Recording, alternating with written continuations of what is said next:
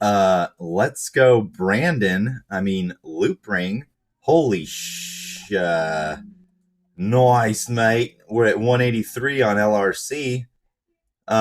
So I was looking at this website here, and it's listing its fully diluted valuation, or TVL ratio, which is a ratio of fully diluted valuation over total value locked, which is what TVL stands for, of this asset. A ratio of more than one means that the fully diluted valuation is greater than its total value locked. Well, the ratio is 8.53. So I think that's bullish, if I'm not mistaken. If anyone knows this metric, please correct me on this. But it says FDV TVL is used to approximate a protocol's fully diluted market value versus the amount in assets it has staked/locked. So I think this is a good thing.